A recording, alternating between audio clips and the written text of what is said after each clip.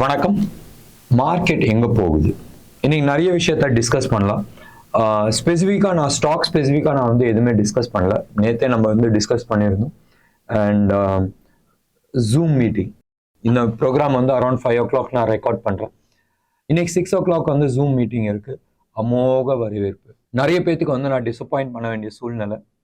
Seat எல்லாமே book ஆகிடுச்சு. Technology limitations வெறும் 250 பேரை தான் நான் வந்து எடுக்க முடியும். ஸோ இதான் வந்து லிமிட்டேஷன்ஸ்.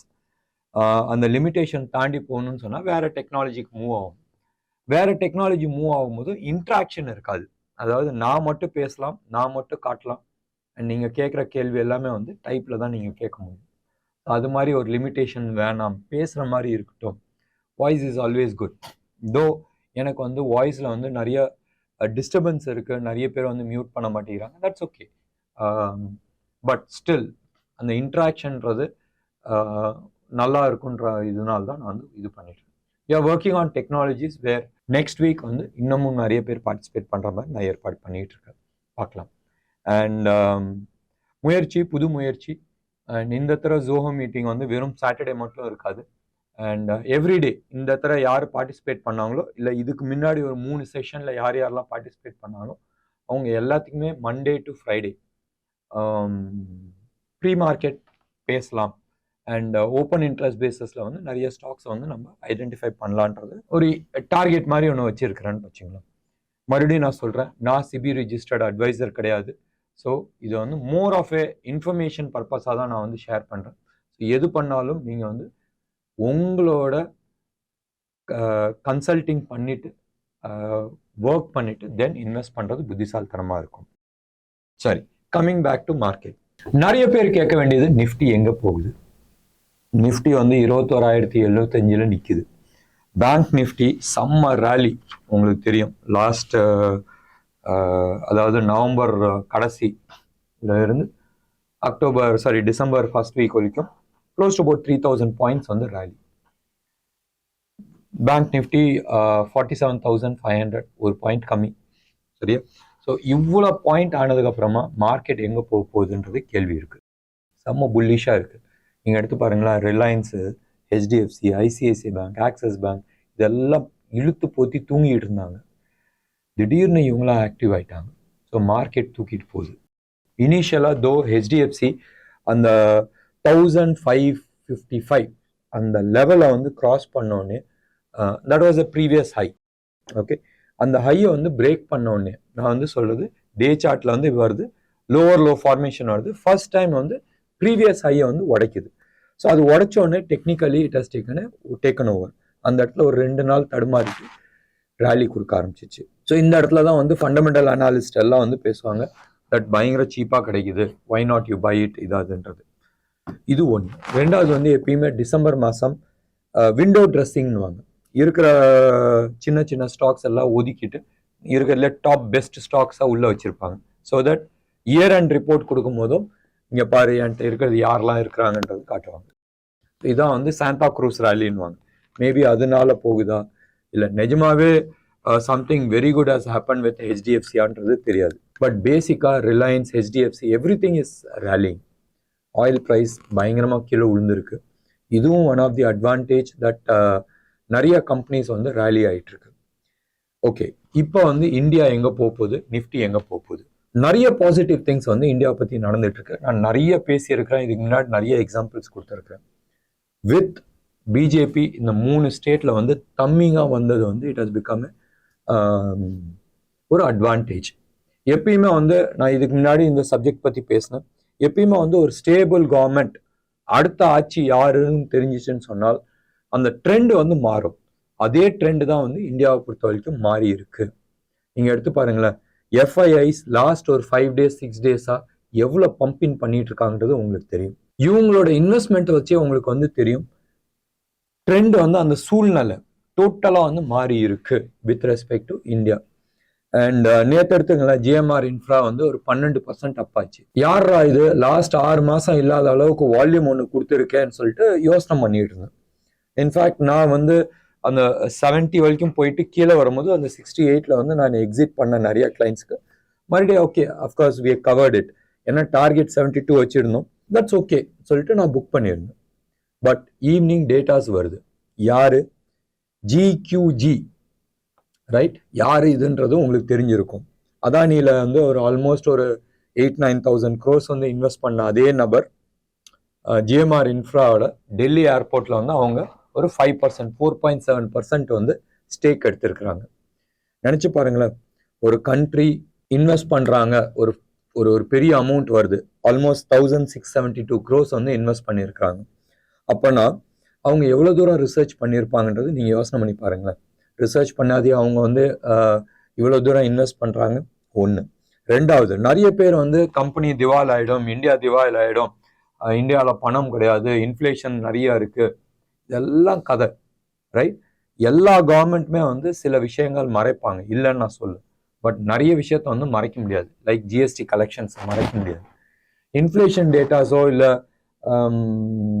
ஜாப் டேட்டாஸோ வந்து மறைக்கிறதுக்கான சான்சஸ் நிறைய இருக்கு.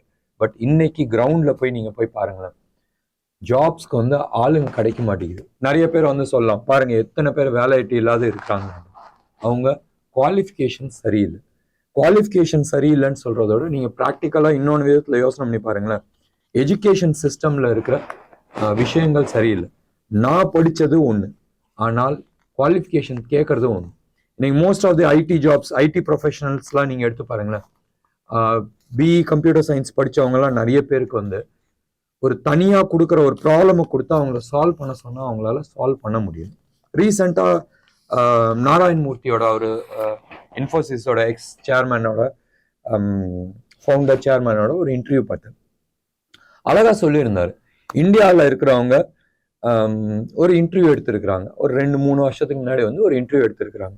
அந்த இன்டர்வியூவில் வந்து ஸ்கூலில் காலேஜில் நடக்கிற கேள்வியெல்லாம் இருக்குல்ல, அந்த கொஷின் பேப்பரில் இருக்கிற கேள்வியை கேட்டால் ஆல்மோஸ்ட் 95% ஆஃப் த பீப்புள் வந்து பதில் சொல்லியிருக்கிறாங்க.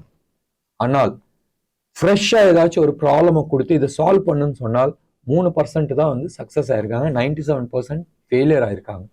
அப்போ இதுக்கு அர்த்தம் வந்து என்னன்னு சொன்னால், ரியலாக படித்து வெளியில் வரவங்க அந்த 3% தான். மீதி அந்த 97% வந்து மனப்பாடம் பண்ணிட்டு வர்றது தான். சென்னையிலே நீங்கள் எடுத்து பாருங்க, சென்னை வேணாம், தமிழ்நாட்டில் எடுத்து பாருங்க, இன் பர்டிகுலர் நாமக்கல், ராசிபுரம் சைட்லாம் 11th and 12th வந்து மனப்பாடம் பண்ணி வச்சு தான் வந்து படித்து கூப்பிட்டு வராங்க. சொல்லி கொடுத்து வர்றதுன்றது வேற, மனப்பாடம் பண்ணி வருத்துறதுன்றது வேற. ஸோ அந்த புக்கிஷ் நாலேஜ் வந்து வேலைக்காக, அது மாதிரி மக்களுக்கு வந்து வேலை வாய்ப்பு இல்லாத இருக்கலாம். So we will not get into those details. இது பேசினா வந்து நிறைய நெகட்டிவ் கமெண்ட்ஸ் இருக்கு. பட் யார் ஜெனியூனா நான் அப்கிரேட் ஆகணும்னு நினைச்சு சீரியஸா படிச்சு வராங்களோ அவங்களுக்கு வந்து வேலை வாய்ப்பு இருக்கு. நம்ம மெயின் மேட்டருக்கு வரலாம். என்னது, மார்க்கெட் எங்க போகுது? இந்தியாவை பொறுத்த வரைக்கும் பெரிய growth ஸ்டோரி இருக்கு. இவ்வளோ நாள் ஆல்மோஸ்ட் 85ல இருந்துன்னு வச்சுக்கலாமே, 85ல இருந்து 2015-16 வரைக்கும் கவர்மெண்டோட ஃபோக்கஸ், இந்தியன் கவர்மெண்டோட focus was more into service sector. Service செக்டர்னா மோஸ்ட்லி ஐடி சர்வீசஸ்ல தான் வந்து பண்ணிட்டு இருந்தாங்க. அது பிபிஓ ஆகட்டும், இல்லை மற்றவங்களுக்கு வந்து சாஃப்ட்வேர் டெவலப்மெண்ட்டாக இருக்கட்டும், இல்லை மேன் பவர் சப்ளையாக இருக்கட்டும், இது மாதிரி சர்வீஸ் செக்டர்ல தான் வந்து இந்தியாவோட ஃபோக்கஸ் இருந்துச்சு. 85க்கு முன்னாடி நீங்கள் எடுத்து பாருங்க, இந்தியா வாஸ் இன்ஜினியரிங் ஃபேப்ரிகேஷன் எக்ஸ்போர்ட்ல வந்து ஆல்மோஸ்ட் நம்பர் 1ல இருந்தாங்க. ஸோ மேனுஃபேக்சரிங்ல இருந்தாங்க. எங்கேயோ ஒரு இடத்துல வந்து நம்ம கோட்டை விட்டோம். சைனா வந்து ஃபுல் ஃப்ளெஜ்ட் மேனுஃபேக்சரிங் சைடில் போயிட்டோம். நம்ம வெறும் சர்வீஸ் செக்டார்ல மட்டும்தான் நம்ம கான்சென்ட்ரேஷன் பண்ணிட்டு இருந்தாங்க. லாஸ்ட் ஒரு 5 to 8 years பீரியட்ல கவர்மெண்டோட focus was more into manufacturing side. அதுக்கான மேக் இன் இந்தியான்ற கான்செப்ட்லாம் எடுத்துட்டு வந்தாங்க. நிறைய விஷயங்கள் பண்ணிட்டு இருந்தாங்க. அதுக்கான பலன்கள் இப்போ இந்தியாவுக்குள்ள வர ஆரம்பிச்சிருச்சு. என்ன வந்துச்சு? எஸ், செல்போன் அசம்பிளிங் பண்ண ஆரம்பிச்சாங்க. நிறைய பேர் கேட்கலாம், எஸ் செல்போன் அசம்பிளிங் தானே பண்றாங்க, காம்பனன்ட்ஸ்லாம் இன்னும் சைனாலேருந்து, வியட்நாம்லேருந்து, கொரியாலேருந்து தானே வந்துட்டு இருக்கு. பட் நீங்கள் எடுத்து பாருங்களேன், ஃபர்ஸ்ட் ஸ்க்ரூ டிரைவர் போட்டு முறுக்குங்க, அதுக்கப்புறமா காம்பனன்ட்ஸ் வரட்டுமே. ஸோ இனிஷியலாக டப்பா, நீங்கள் வந்து செல்போன் டப்பா மேனுஃபேக்சரிங், அந்த டப்பா இருக்குல்ல, பேக்கிங் டப்பா, அது இங்கே தானே பண்ணுறாங்க, மேனுவல் இங்கே தானே பண்ணுறாங்க. இது மாதிரி சின்ன சின்ன விஷயங்கள் ஒன்று ஒன்றா ஆரம்பிக்கும் போதும் எடுத்து பாருங்களேன், டாடா ஃபோன் இப்போ எடுத்து பாருங்களேன், டாடா அவங்க வந்து காம்பனன்ட் மேனுஃபேக்சரிங்க்கு ஒரு 40,000 கோடி வந்து இன்வெஸ்ட் பண்ணுறாங்க. ஏற்கனவே அவங்க வந்து ஹோசூரில் வந்து ஒரு பிளான்ட் போட்டிருக்காங்க ஃபார் காம்பனன்ட் மேனுஃபேக்சரிங். பெங்களூர்ல இருக்கிற Korean company, not Korean company, Taiwan கம்பெனியை வந்து இவங்க பை பண்ணாங்க. பை பண்ணி இவங்க ஐஃபோன் மேனுஃபேக்சரிங்க்கு எடுத்திருக்கிறாங்க. அதுக்கான காம்பனன்ட் மேனுஃபேக்சரிங் ஹோசூர்ல பண்றாங்க. நேத்து வந்து அசாம்ல வந்து ஒரு 40,000 crores இன்வெஸ்ட் பண்றதுக்கு ரெடியா இருக்கிறாங்க.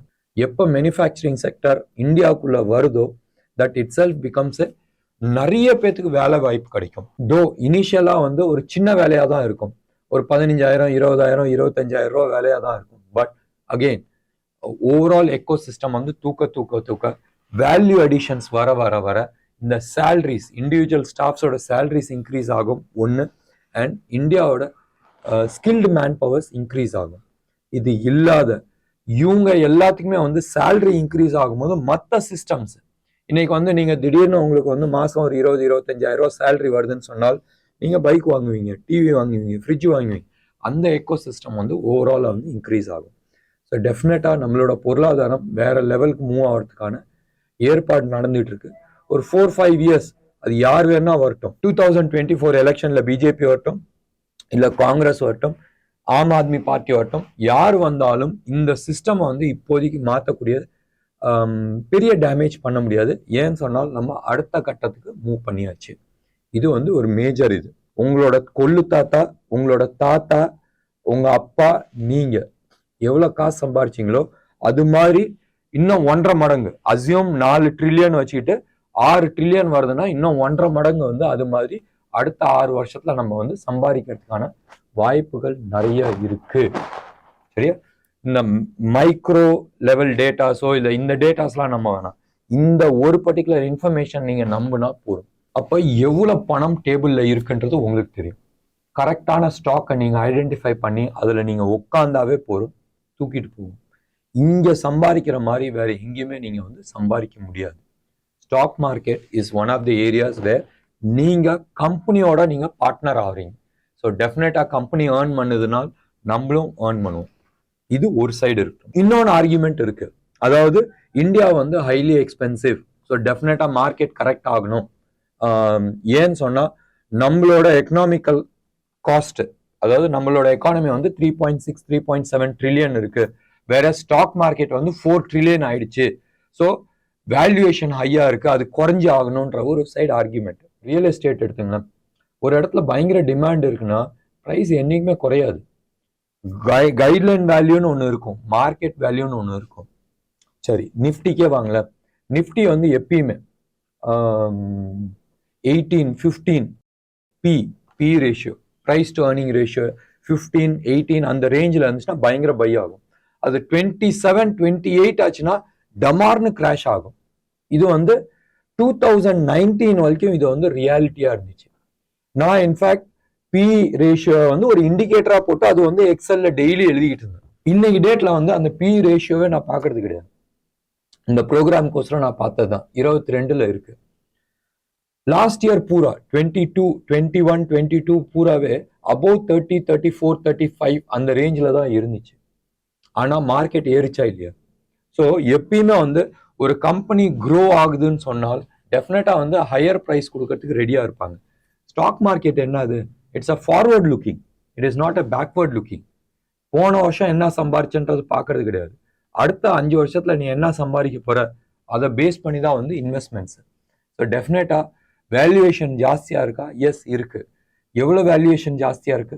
ஒன்றும் பெருசா இல்லை, ஒரு 10% வேல்யூவேஷன் ஜாஸ்தியா இருக்கு. அசியூம் மார்க்கெட் கீழே உழுவுதுன்னு சொன்னா கூட ஒரு 8-10% கீழே வந்து உழுவுறதுக்கான சான்சஸ் கிடையாது. இந்த 8-10% நீங்க வந்து பார்த்துட்டு மார்க்கெட் ஆகும், கரெக்ஷன் ஆகும் சொன்னால் டெஃபினட்டா வந்து வெயிட் பண்ண முடியாது. எடுத்துங்களேன், 19,885 போச்சுன்னு சொன்னால் 20,485 வரும். அது சஸ்டெயின் ஆச்சுன்னா 20,700 வரும்னு நம்ம சொல்லிடணும். எத்தனை பேர் கேட்டீங்க? ஒரே வாரத்தில் 1000 பாயிண்ட் பேங்க் நிஃப்டி, ஒரே வாரத்தில் வந்து 3000 point. You are going to bound to lose opportunities. So இது வந்து ஒரு பேசிக் இன்ஃபர்மேஷன்ஸாக நீங்கள் வச்சிங்க. அண்ட் லாங் டேர்ம் இன்வெஸ்ட்மெண்ட்ஸ்க்கு வந்து it will be a very good story. Plan பண்ணுங்க. நாங்கள் வந்து ஏற்கனவே மிஷன் 1 crore சில விஷயங்கள்லாம் நாங்கள் வந்து பேசியிருக்கிறோம். பிளான் பண்ணுங்க. உங்களுக்கு ஏதாச்சும் ஒரு கைடன்ஸ் வேணுமா? டெஃபினட்டாக எங்கள்கிட்ட வாங்க, நாங்கள் வந்து உங்களுக்கு கைடன்ஸ் கொடுக்குறோம். என்ன மாதிரி இன்வெஸ்ட்மெண்ட்ஸ் நீங்கள் பண்ணலான்றது நான் கைடன்ஸ் கொடுக்குறேன். மறுபடியும் நான் சொல்கிறேன், நான் சிபி ரிஜிஸ்டர்ட் அட்வைசர் கிடையாது. என்னோட 14 இயர்ஸ் எக்ஸ்பீரியன்ஸ் உங்கள் கூட ஷேர் பண்ணுறதுக்கு ரெடியாக இருக்கிறேன். வேறு ஏதாச்சும் இன்ஃபர்மேஷன் வேணும்னால் எங்கள் கால் சென்டர் கால் பண்ணுங்கள் 9444468888. உங்களுக்கு இந்த ப்ரோக்ராம் பிடிச்சிருந்துச்சுன்னா லைக் பண்ணுங்கள், ஷேர் பண்ணுங்கள், உங்களோட கமெண்ட் பாக்ஸில் கொடுங்க. நன்றி, வணக்கம்.